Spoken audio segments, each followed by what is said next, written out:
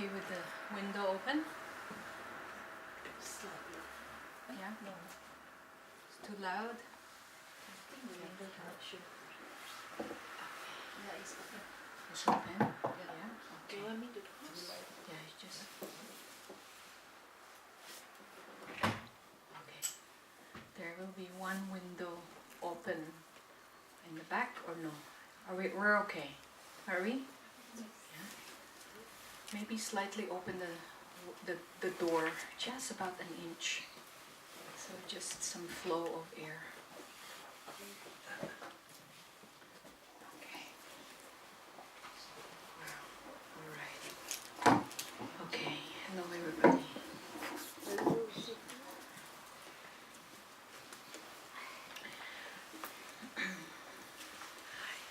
Okay, so do your best to just settle and sit and quiet our mind for a few seconds.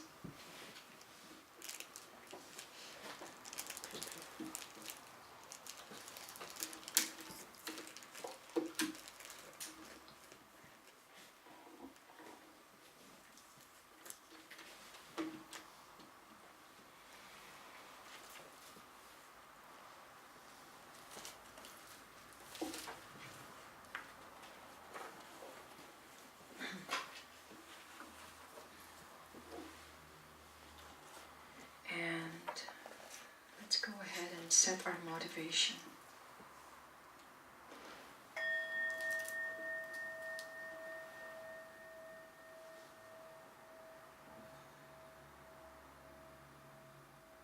Make clear of this motivation.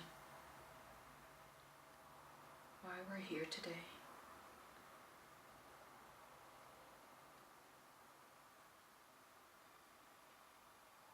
And what your ultimate goal and wish or aspiration.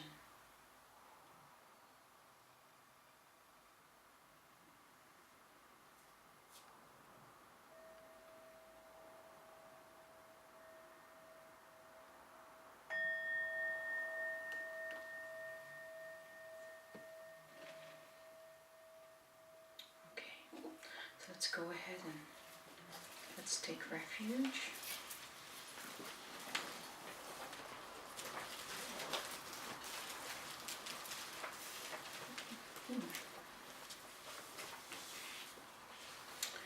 Let's take refuge and start the first page.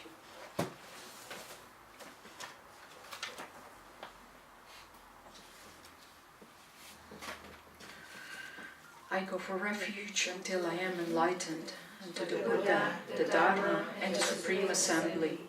By my merits of practicing giving and other perfections, may I become a Buddha to benefit all sentient beings. I go for refuge until I am enlightened, unto the Buddha, the Dharma, and the Supreme Assembly. By my merits of practicing giving and other perfections, may I become a Buddha to benefit all sentient beings. I go for refuge until I am enlightened, unto the Buddha, the Dharma, and the Supreme Assembly. By my merits of practicing giving and other perfections, may I become a Buddha to benefit all sentient beings. May all mother sentient beings, boundless as the sky, have happiness and the causes of happiness. May they be liberated from suffering and the causes of suffering. May they never be separated from the happiness that is free from sorrow. May they rest in equanimity, free from attachment and aversion. Reverently, I prostrate with my body, speech, and mind, and present clouds of every offering, actual and mentally transformed. I confess all my destructive actions, accumulated since beginningless time, and rejoice in the virtues of all holy and ordinary beings. Please remain until cyclic existence ends, and turn the wheel of Dharma for sentient beings. I dedicate all the virtues of myself and others to the great awakening. We offer the mandala. This ground, anointed with perfume, flower strewn, Mount Meru, four lands, a sun and moon, imagined as a Buddha land and offered to you. May all beings enjoy this pure land. The objects of attachments, aversion and ignorance, friends, enemies and strangers, my body, wealth and enjoyments, I offer these without any sense of loss. Please accept them with pleasure and inspire me and others to be free from the three poisonous attitudes. Idam Guru Ratnamandalaka Niyatayami. Very good. Okay. Welcome everybody. Welcome to our mobile Dharma class. We are so practicing impermanence, so that's very good. Yeah. So go ahead and let's try to find our room and space. Yeah. Make sure tissue papers or Kleenex are close. Okay. Everything should be close. Okay. Everything can be reached out. And even the toilets are very close. Alright, so let's see. Now everybody, this is not too loud? Or it's just me? Yeah, okay. Alright, so today is something, again, from our last topic from Sunday. Yeah, anybody recalled what that was? Or at least our goal? Or have you at least learned and thought about it? You know, like what kind of practitioner are you? What are you going to do in this lifetime? Because as far as I know, Buddha Dharma is about life, about this life.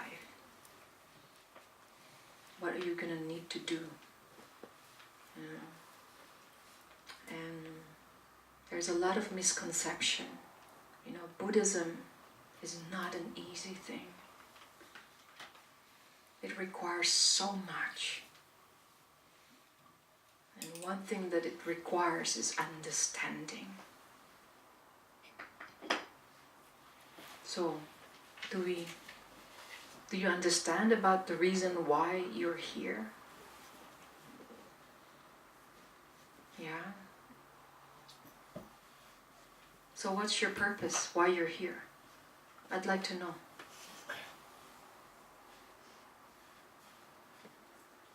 To figure a way out of the maze. Which maze? Because there's so many mazes. Maze of what? Illusion. What kind of illusion?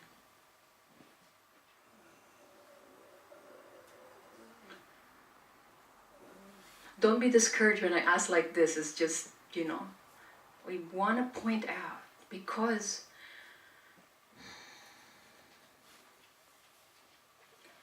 if we are pointing on a wrong view, there's no point of what you're doing. You know what I mean? It's like, you know where Italy is, and you want to go there, and you ask yourself, why would I want to go to Italy?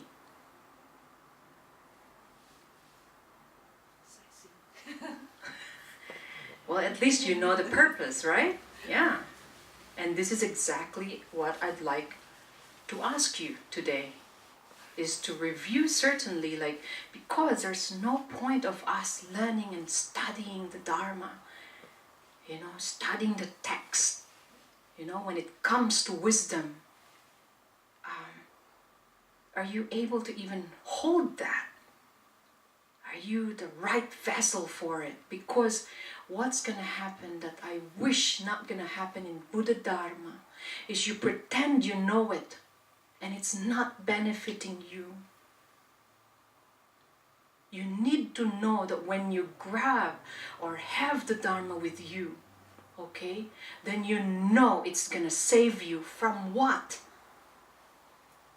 But then when you get out from this room, you're back to your old self.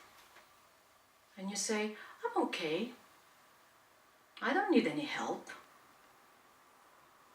My life is great. Yeah, I can afford everything. So life is great. And then what happens is you don't anymore believe in the Dharma. And the other issue too is that maybe instead of you doing great, you're also worse, right? You have, life is so hard, you just cannot get out of trouble. Trouble of what? Trouble of money, you name it. Trouble of jobs, cannot find a job. Food, you know. I'm always sick. Then at the end, you will not believe in the Dharma and where you're practicing now, because there is so much uncertainty. So the topic today is basically to challenge ourselves. What is taking refuge? Has everybody taken refuge? Yeah? Refuge to what? And Sangha. Okay, do you know about what is taking refuge? Taking vows. Vows to what? To the Buddha. To honor the righteousness, The teaching. Huh? virtue of. Why do you want to be virtue? You see? Let's challenge ourselves. It's just going to be a very short, precise, however. Very, you know why in acupuncture they have this needle, right? Have you ever seen the quality of that needle? Yes. Yeah? Very long, very short, doesn't matter. But very thin. But yet, if it strikes on the right spot, it can virtually change your life. So we're talking about precision. And precision means maybe I'm too strict at some stage. But I tell you why.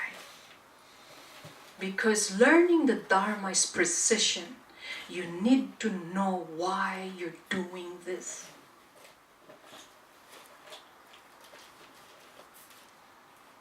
Right? Are you only doing this to what? For this lifetime?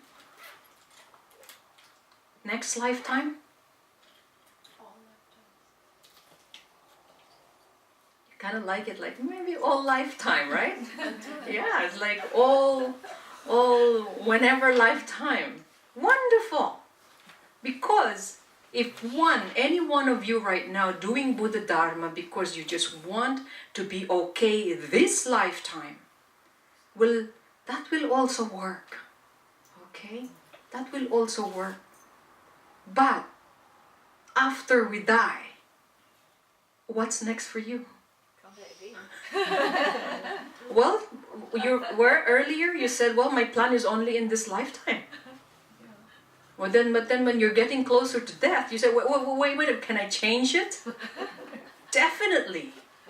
But I hope it's not on the time of death, because it's too late. You understand? That's what I'm trying to do here, if you understand me, okay? There's no trick here. The Buddha's teaching is only to tell you the truth. Nothing else. Any practice that we make or do, if it is taking you closer to the truth, no matter how it takes, what kind of shape, form, quality of method that is, for as long as it takes you to the truth, that is the best method. But if it's taking you, whatever method that is, but it's taking you away from the truth, okay? The truth of what? The truth that everything is impermanent. We are gonna die. Now everybody agree with that, right? This is one truth that is very difficult. Now, has anyone actually have practiced something like, okay, good morning, Mom, and then you wake up and at 6 p.m. I'm gonna die today.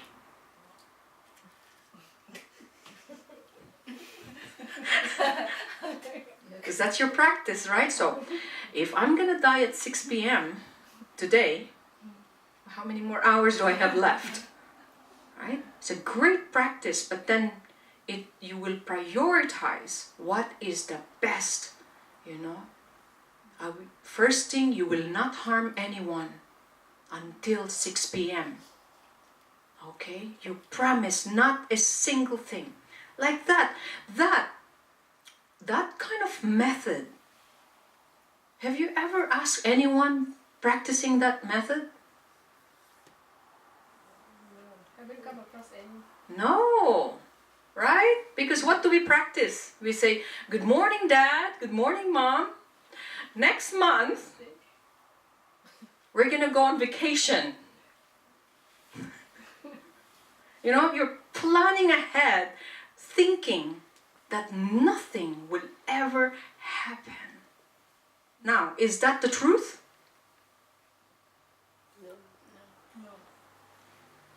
Yeah, that's just, it has its truth, because that's what you wish for, right? And then, what happens? That happens to family members, that dies, and and the way that we react, watch this, I'm not mocking, okay? This is the truth, and we act like, oh, he died. Why are we so shocked when someone dies? Because we didn't expect it. The attachment to it. Because it's not expected. But I thought we expecting to die. It happened to someone but not me. I know, exactly. But what I'm saying is the way that we are to learn someone who dies, and then we are so shocked. But then I thought we knew that. I thought we are Buddhists, we practice impermanence, and yeah. So now, I'd like you to see why, right? I'm sure you have so many reasons in your mind. It's because we have not really contemplated it in a real sense. And if you see your child, you see your mom and your dad, and just contemplate, and you say, wow, which I have actually contemplated about not only my death, but the death of my mother. And I like, wow, it will happen. Yeah. So, but what about me? I'm guaranteed death. Because what? Remember? I was born.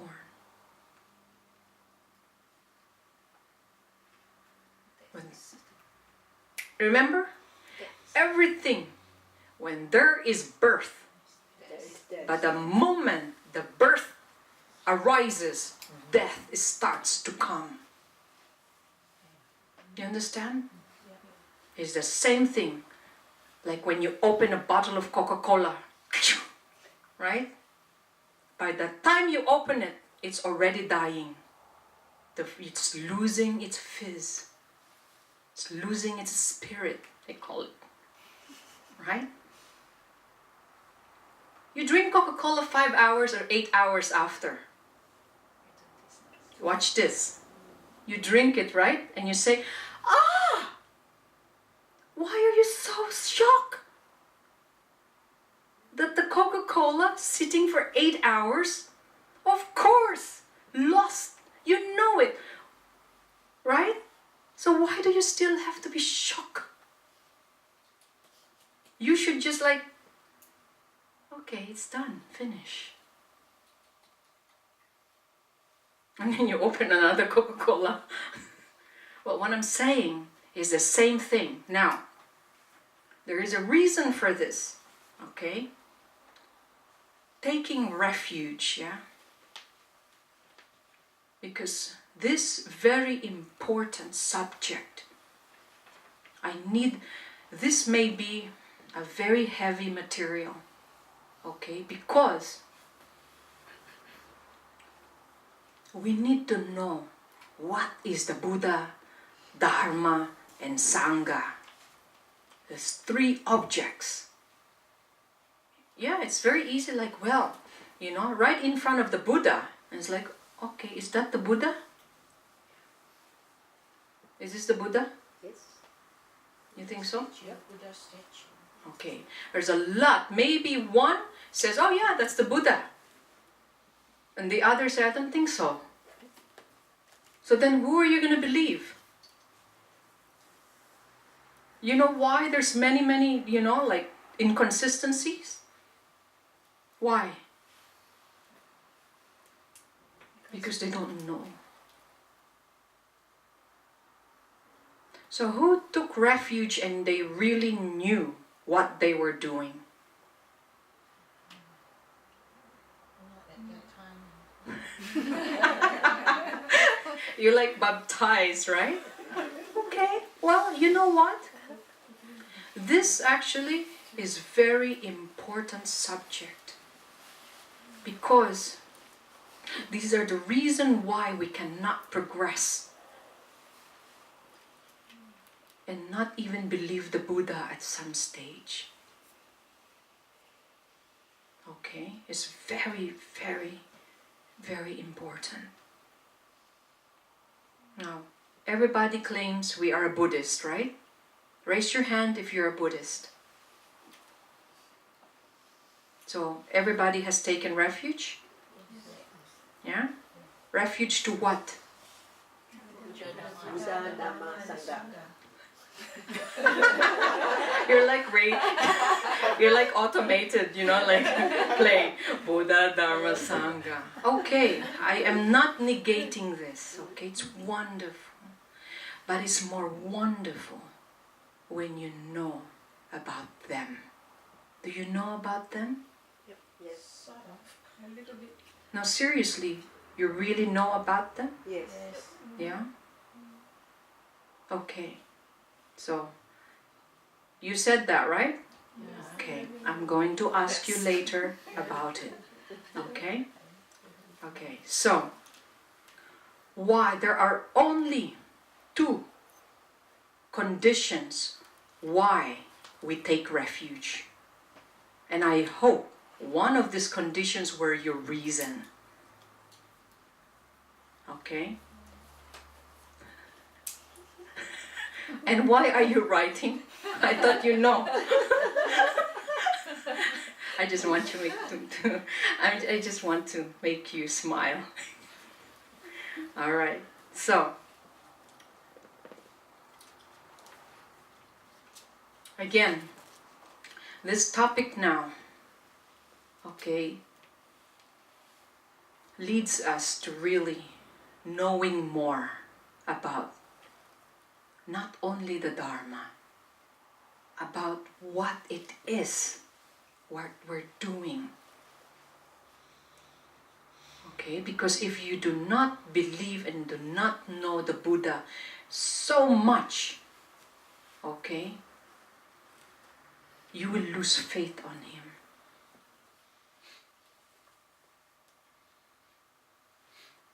And then you will no longer able to take refuge.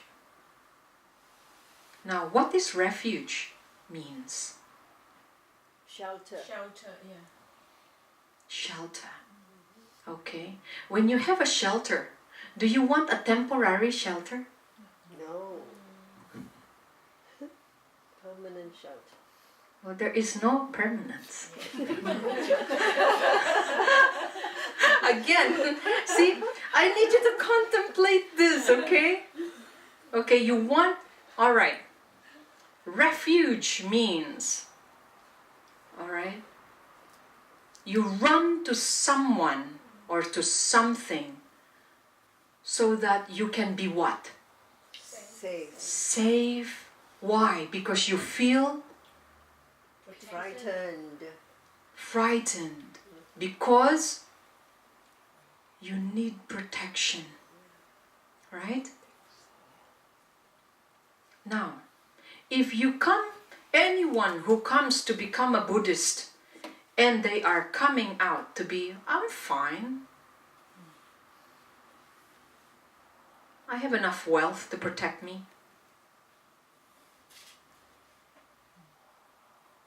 Or when something goes wrong, they call their financial advisor because that's their protection. So who are they having refuge? To their accountants. Yeah? Then what happens to the Buddha as a refuge? When you are running low with cash, you're going to start palpitating because what? You cannot pay the rent. You cannot pay your mortgage. And who do you run to? You're not going to call your boss and say, can I have an advance? You know, cash advance. Or call your friends to borrow money. So who are you running for refuge? Your friends. Are you running to the Buddha? Are you running, yeah. And so you're still having a mental unrest and run to this very temporal refuge. Let me ask you a question.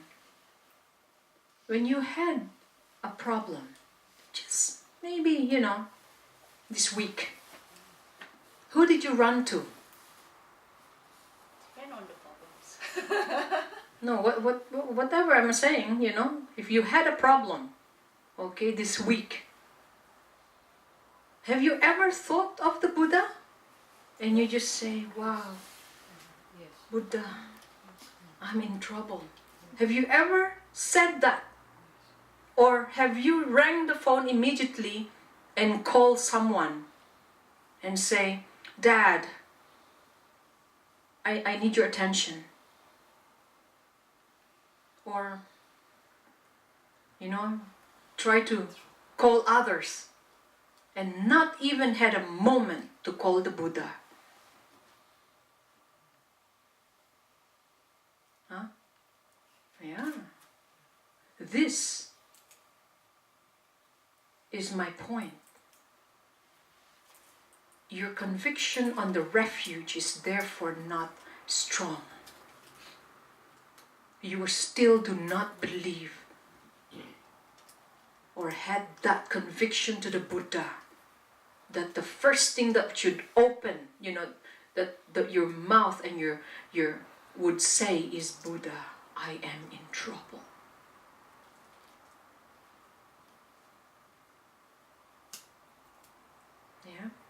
Yeah. So then therefore, we need to review taking refuge. Because no one can protect you. Every protection that you ask, very temporary. It's like a paper tiger. Like a paper. You're technically taking